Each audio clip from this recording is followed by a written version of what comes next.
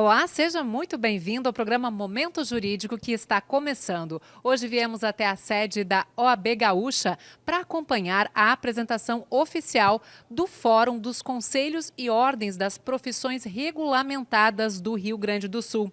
É uma entidade que tem mais de 30 conselhos e ordens do Estado representados, quase 1 milhão de profissionais liberais que estão inscritos e que teve o seu estatuto registrado com a inscrição no cadastro de pessoas jurídicas. E a gente vai entender melhor o que isso representa.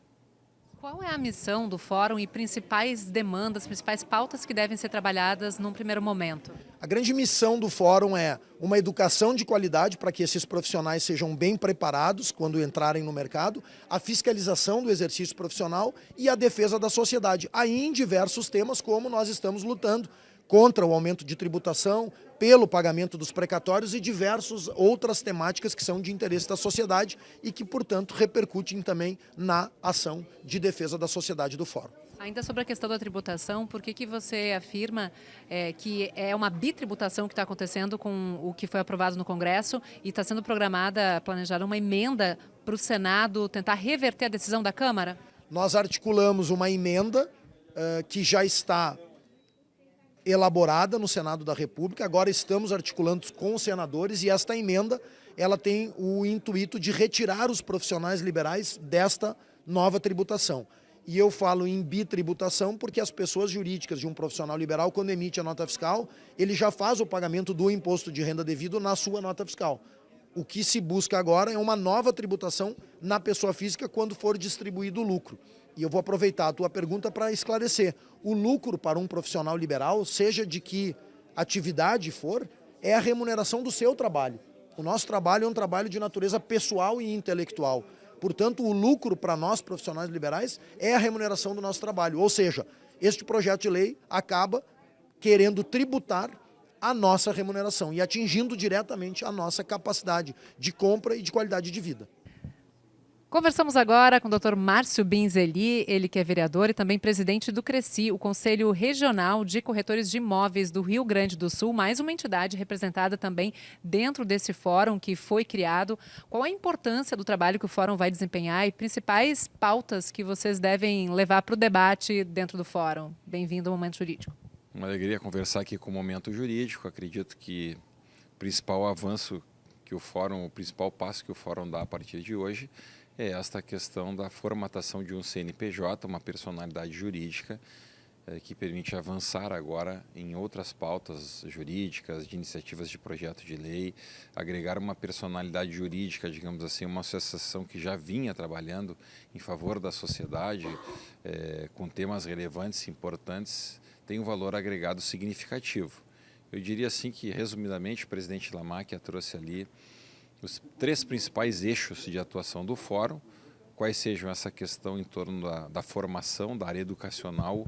Hoje a gente vê uma proliferação de plataformas de ensino à distância, do EAD, na formação dos profissionais e, infelizmente, tem se percebido uma carência de qualidade nesse tipo de formação. A presencial ela tem um valor agregado importante e isso acaba proliferando um número muito expressivo de profissionais e acaba despertando vários questionamentos. O segundo item seria a questão da fiscalização em si, porque todas as profissões com as suas características elas encontram dificuldades na fiscalização e o exercício legal está presente em todas as profissões, em algumas mais, em outras menos. No nosso caso ali no CRECI, a compra e venda, a locação, a gestão de condomínios, o Conselho Regional dos Corretores de Imóveis, a prerrogativa ali das avaliações, ela é dos corretores de imóveis, mas a gente sabe que às vezes é o porteiro, é o zelador, é o síndico de prédio, são pessoas que atuam dentro de um mercado que tem uma reserva legal de mercado sem estarem devidamente habilitados e às vezes até causando prejuízos às pessoas. Uma pessoa que economiza ali 10, 15 anos para fazer um investimento, vai pagar 20, 25 anos um financiamento, cai na mão de alguém que não tem experiência e acaba às vezes tendo uma dor de cabeça enorme. E a gente sabe que algumas profissões elas têm mecanismos de defesa e outras nem tanto, como é o caso da OAB, por exemplo, estamos aqui na OAB. Ninguém vai fazer uma audiência no fórum se não for advogado, o juiz nem deixa entrar na sala de audiência. Mas existem pessoas que não são advogados que atuam. Ninguém vai fazer uma cirurgia no hospital se não for médico, mas às vezes a gente vê alguém se passando por médico. Assim, com relação a uma RT, só quem pode assinar uma RT é um engenheiro, um arquiteto. Então, nós precisamos caminhar para que uma legislação possa estar fortalecendo todas as profissões. Trazer um outro exemplo, fugir um pouco da seara aqui do mercado imobiliário. Para abrir uma farmácia, tem que ter um farmacêutico, por exemplo. Então, eu vejo assim, a mesma forma que hoje estava aqui presente, né, o vice-presidente do CREF, ali até foi meu colega de CPUR, o Campos, para poder dar aula de educação física, ter uma academia, tem que ser professor de educação física e assim por diante. E também, por fim, a questão da proteção à sociedade. Os golpistas andam muito criativos e as pessoas acabam caindo nos golpes. E a sociedade, ela sendo lesada, né, ela tem um valor agregado que diz respeito à nossa responsabilidade de não permitir que isso aconteça enquanto conselheiros de profissão. Um mau profissional, ele tem que ser extirpado do mercado. Então, mas não é só o mau profissional, é também aquele que não é o profissional e que ele está aplicando golpes. Então, nós, por exemplo, na corretagem, neste período agora que se avizinha aí do verão, os aluguéis por temporada, geralmente as pessoas às vezes caem no golpe. A gente sempre diz, ó, se tiver muito barato, desconfia, não faz caução, não paga sinal sem conhecer o imóvel. Então são dicas, são macetes ali, são orientações e obviamente sempre orientando a buscar um profissional corretor de imóveis, uma imobiliária, para evitar golpes e inclusive construir acertos pré-determinados para evitar não só golpes, mas dores de cabeça. Quem vai pagar o condomínio? Quem vai pagar a luz? Faz uma vistoria, tem um vidro quebrado, tem um eletrodoméstico queimado. Isso tudo, quem já tem, vamos dizer assim, né, a lida de fazer no seu cotidiano esse tipo de análise, previne a dor de cabeça que vem depois. Então, claro, fazendo uma contextualização mais vinculada ao mercado imobiliário, mas também cumprimentando aqui o presidente Leonardo e todos que estão envolvidos por essa bela iniciativa, oportuna iniciativa, e que vai dialogar depois com questões tributárias, com outros aspectos aí que envolvem também a sociedade de um modo geral, mas que a gente fica muito feliz de estar podendo participar dentro deste contexto, numa pauta e num assento que diz respeito à nossa profissão de maneira muito contundente, que é esta questão da fiscalização, desde que nós assumimos em 2016. Nós mais do que dobramos a nossa equipe de fiscais. Hoje, a segunda maior equipe do Brasil em números absolutos de fiscais é a do Crescido Rio Grande do Sul, ficamos apenas atrás de São Paulo, e em números absolutos. E na última análise de desempenho do Conselho Federal, que analisa o desempenho de todas as equipes de fiscais dos Crescis do Brasil todo, o Cresci do Rio Grande do Sul tirou o primeiro lugar com uma melhor fiscalização do Brasil, para você ver como a gente leva a sério, né, Dalva? E também o melhor fiscal no desempenho individual, o fiscal Leandro de Capão da Canoa. Ali no litoral, nós temos algumas peculiaridades que nos impõem ali firmeza, né, no trato e, em especial, no combate ao exercício da profissão de corretora de imóveis. Parabéns pelo trabalho, então, e obrigada pela entrevista. Até a próxima. Muito obrigado. Até a próxima. Quem participa também dessa coletiva de apresentação do Fórum dos Conselhos das Profissões Regulamentadas do Rio Grande do Sul é o presidente do CREFITO, Eduardo Freitas da Rosa. O CREFITO, que é o Conselho Regional de Fisioterapia e Terapia Ocupacional do Rio Grande do Sul. Eu gostaria de entender o que o Fórum representa para vocês, o que vai mudar, né, na busca por fiscalização, enfim, principais missões da entidade. Bem-vindo ao Momento Jurídico. Muito obrigado. Os conselhos e ordens profissionais têm na sua essência, na sua atividade fim, fiscalizar as profissões e proteger a sociedade. Muitas vezes nos deparamos com diversas interfaces, com poder executivo, legislativo, judiciário e até mesmo situações que não podem ser resolvidas diretamente pelo órgão. Quando se cria um fórum agora com CNPJ, normativo, com mais de 30 profissões, nós podemos criar soluções, buscar soluções compartilhadas para melhor atender a sociedade e os nossos profissionais. Existem leis que, por vezes, não garantem segurança jurídica, discussões relacionadas à educação superior no Brasil, porque os conselhos, para fiscalizar seus profissionais, precisamos da qualidade da educação. Para uma boa atenção da sociedade, precisa se discutir questões de regulamentação, tributação, diretrizes curriculares. Então, esse fórum, ele congrega conselhos e ordens para que possamos buscar um melhor atendimento da nossa população gaúcha, com cerca já de 1 milhão de profissionais atendidos e toda a sociedade que consome serviços dos profissionais regulamentados. Vale lembrar que a gente tem muitos profissionais, falsos profissionais, tentando se passar por profissionais formados, né? Golpes de falsos profissionais. E o congresso que vai ser realizado em outubro vai focar nessa questão da fiscalização. O que vocês estão programando e por que isso é importante para defender também toda a sociedade de situações como essa, por exemplo? Quando tem um fórum que discute diversas áreas de atuação, vou falar saúde. Na saúde é muito comum hoje falsificação de diplomas, pessoas que buscam registro na autarquia ou que divulgam. Vai lá, quanto mais ao interior do estado, pessoas, no nosso caso, que chegam a vender produtos, dizer que é de fisioterapia, no caso da nossa profissão.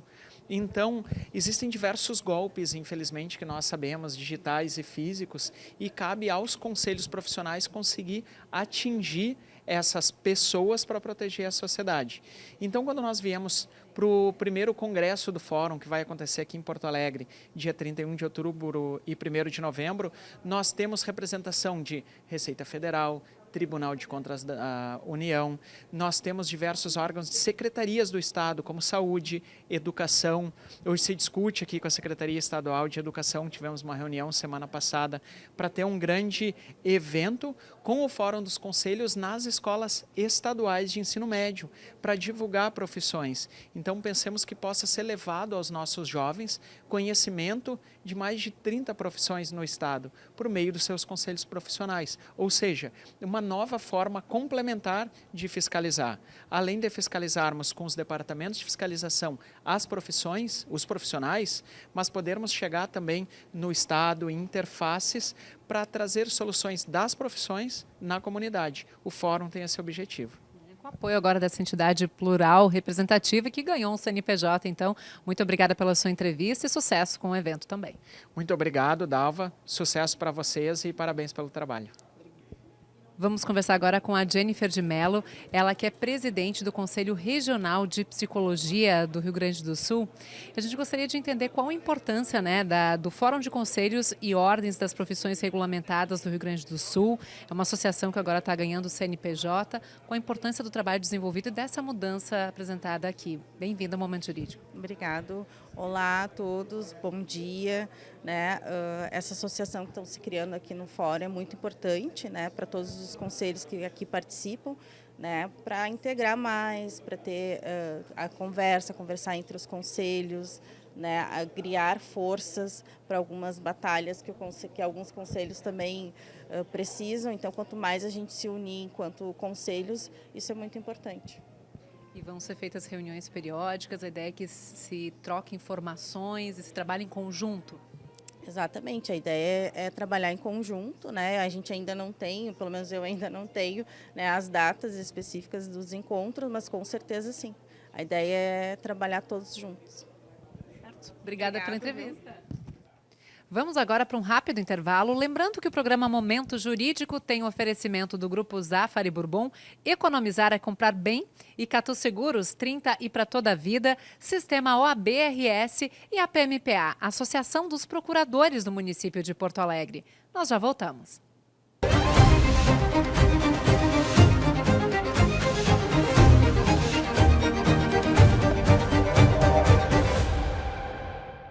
Para a Rafaele, que precisava de um lugar para deixar o filho, a prefeitura criou novas vagas em creches. Para o Carlos, que precisava rodar com mais segurança, a prefeitura asfaltou 40 quilômetros pela cidade. Para a Júlia, que precisava de um exame de mamografia, a prefeitura zerou as filas. É a Prefeitura de Porto Alegre fazendo mais pela cidade, mas principalmente fazendo mais por você. Para o Lucas, que queria um lugar para relaxar, a prefeitura revitalizou praças. Para a avó Rosa, que precisava descartar seu lixo, a prefeitura instalou mais contêineres. Para o seu Jorge, que precisava de uma vaga de hospital, a prefeitura criou novos leitos. É a Prefeitura de Porto Alegre fazendo mais pela cidade, mas principalmente fazendo mais por você. Para a Sandra, que procurava um emprego, a Prefeitura criou novas oportunidades.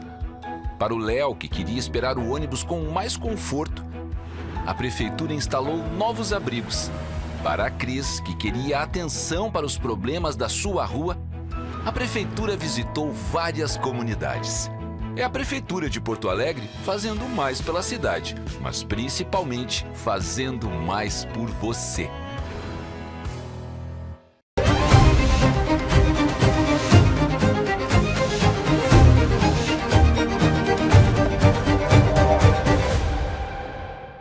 Hoje viemos até a sede da Associação dos Procuradores do município de Porto Alegre para saber dos atuais desafios da entidade, principais pautas em debate e como isso afeta a sociedade. Para isso, vamos conversar com o presidente da associação, Dr. Alexandre Dionello, que está aqui ao meu lado, nos recebendo em casa.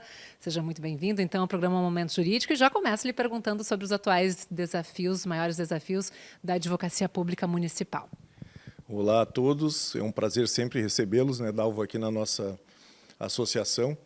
Enfim, como vocês bem sabem, nós temos conversado sobre os desafios da advocacia pública municipal. Nós ainda não estamos expressamente na Constituição Federal, né, como a Advocacia da União, como as Procuradorias dos Estados, mas temos essa luta muito presente na PEC 28, PEC 28 de 2023, que nos insere no artigo 132 da Constituição, e atualmente ela está tramitando no Senado da República. E com essa iniciativa, que nós estamos aí, juntamente com a Associação Nacional dos Procuradores Municipais, trabalhando firmemente nessa pauta, para que, enfim, aquilo que o STF já reconheceu na sua jurisprudência consolidada, para que nós possamos realmente estarmos inseridos no texto constitucional, advogados da cidade que somos, defendemos os interesses dos cidadãos junto à municipalidade, fazemos a representação judicial e extrajudicial do município, então nada mais justo, a bem do Pacto Federativo, que nós estejamos ali figurando na Constituição Federal. E essa PEC, inclusive, ela prevê que municípios que tenham a partir de 60 mil habitantes, que elas tenham uma procuradoria própria municipal. De que maneira isso pode beneficiar os municípios e, ao mesmo tempo, como você contrapõe o argumento de que o aumento de gastos seria, claro, um problema? Importante, essa parte final da tua pergunta é bem importante. As procuradorias, elas não representam um aumento de gasto, porque nós não estamos tratando da remuneração, né? A PEC simplesmente ela insere o procurador municipal dentro da advocacia pública como um todo, né? Na República, mas não se trata ali de remuneração. Cada município vai remunerar o seu procurador conforme o seu orçamento, conforme a capacidade do ente público.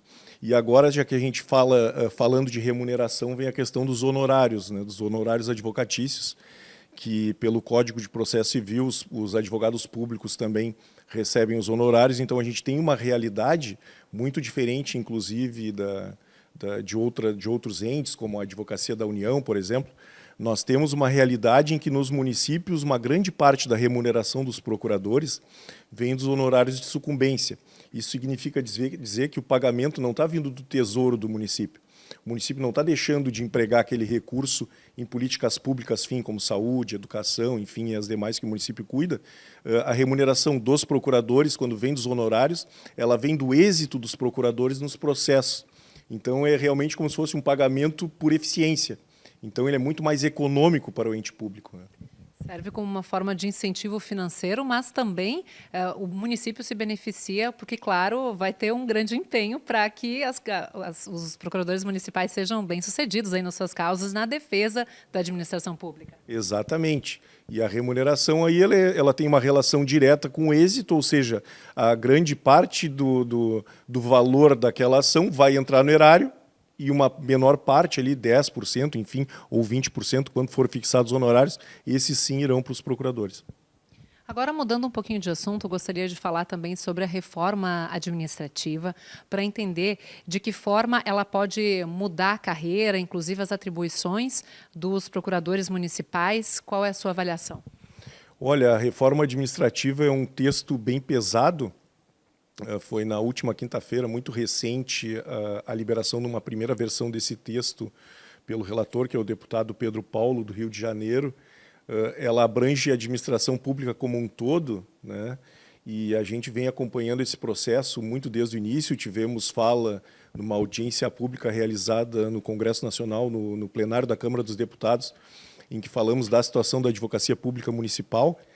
E a reforma administrativa para os procuradores, ela nos preocupa porque, muitas vezes, sob um discurso que, vamos dizer bem no bom português, um discurso que cola, que quando o administrador público e a opinião pública em geral fala sobre privilégios, né, ninguém aqui defende privilégios para o serviço público. Acho que a palavra privilégio, quando ela é bem empregada, ela realmente retrata aquilo que não deve acontecer. Cada um deve ter a sua remuneração, ou as suas vantagens, enfim, aquilo que conquistou ao longo da carreira, quando isso faz sentido realmente ante o serviço prestado. Quando é assim, o que estiver fora disso, aí sim vai ser privilégio. Quando a gente fala da advocacia pública, a gente fala de prerrogativas. O que são as prerrogativas? São aquelas questões necessárias ao bom desempenho das nossas funções. E aí eu coloco, como eu havia falado, os próprios honorários, a inviolabilidade das dependências da Procuradoria, a gente poder preservar o sigilo sobre as defesas que nós estamos realizando do ente público, no caso do município. Então, todas essas questões a ver com prerrogativas, naquilo que fique preservado, nós estamos totalmente conforme a uma modernização do serviço público. O problema é que o texto apresentado, ele invadiu em algumas questões que realmente afetam uma boa prestação do serviço público. E isso a gente está imbuído e junto com outras carreiras, com demais entidades representativas de servidores públicos, para que se preserve o bom do serviço público, modernizando na medida adequada, para que não se perca, ao fim e ao cabo, a defesa do interesse público que tem que estar presente em toda a prestação do serviço público, né? Que é o bem comum como um todo. Projeto visto com ressalvas, então é importante encaminhar essa negociação. E por falar nas reivindicações da categoria, recentemente você esteve em Brasília, sendo recebido pelo Dr. Beto Simonetti, ele que é presidente da OAB Nacional. Quais foram os principais temas em debate e o que ficou definido nessa reunião? Olha, foi um encontro muito importante, porque a OAB, né, não só a OAB Nacional, como as subseções, as OABs estaduais, e aqui eu lembro do doutor Leonardo Lamacchia também, que é um grande parceiro da advocacia pública. Os advogados públicos estão incluídos na Ordem dos Advogados do Brasil, né? E muitas vezes a gente nota que tem uma colisão de interesses, ou até alguns colegas da advocacia privada colocam a advocacia pública como andando em separado da advocacia privada. Quando a gente se encontra com o presidente da OAB Nacional, a gente reforça o vínculo. Então, todas essas pautas envolvendo prerrogativas de advogados que somos, levar isso à OAB para reafirmar o compromisso, para que a OAB seja parceira nessas pautas que estão tramitando no Congresso Nacional, para que a gente leva a OAB através das comissões da Advocacia Pública dos Estados. Aqui em Porto Alegre, a nossa comissão é presidida pelo colega procurador aqui do município de Porto Alegre, o doutor Ricardo Tim. A gente leva isso para a OAB para reforçar, né, o nosso discurso, reforçar a nossa representatividade, mostrar que a advocacia é una. E PEC 28, por exemplo, né, constitucionalização da carreira. O Beto Simonetti está totalmente de acordo, defende essa pauta junto ao Congresso Nacional, já teve reuniões e conversas com parlamentares sobre isso. A preservação das nossas prerrogativas na própria reforma administrativa, da mesma forma. A reforma tributária também, porque a reforma tributária tocou em algumas outras questões aí bastante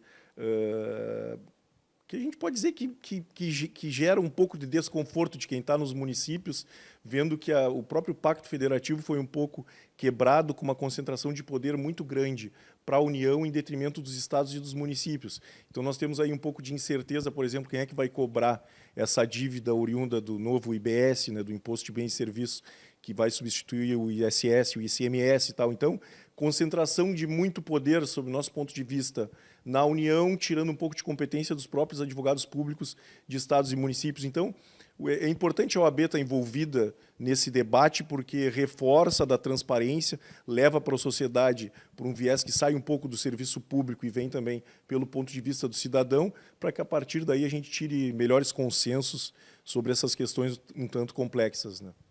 E você também teve na Câmara dos Deputados, junto com o ex-presidente da PMPA, o doutor Armando Domingues, e o assunto foi justamente esse, né, da reforma tributária e os seus reflexos. Qual foi o objetivo?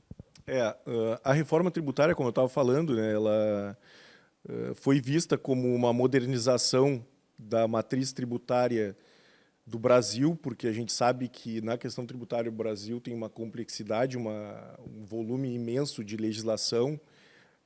É realmente muito complicado para empreender no Brasil, isso todos nós sabemos. Pelas dificuldades, e muitas vezes envolve o recolhimento de tributos, né? Isso leva muitas vezes à evasão fiscal, elisão fiscal, enfim, coisas ruins que tiram do próprio empreendedor aquela condição de realmente devolver ao ente público para que aquilo volte em política pública. Quando a gente não enxerga, eu digo sociedade, quando a gente tem dificuldade de enxergar que aquilo que a gente produz e a parcela que fica com o governo, aquilo retorna para nós em bens e serviços públicos, onde há essa troca legítima, né, em não havendo, as coisas se dificultam. Eu acho que a reforma tributária foi pensada para dar uma modernizada nisso, mostrar que essa relação realmente pode ficar melhorada, que as coisas, que pode haver um retorno para a população em cima daqueles recursos que são recolhidos aos cofres públicos, mas acontece que eu acho que a coisa talvez tenha sido um pouco acelerada, poderia ter sido um pouco melhor pensada, tem questões que ninguém até agora conseguiu resolver ou não conseguiu dizer como é que vai ser isso, e o tempo está passando e a reforma vai ter que ter efeitos no mundo prático.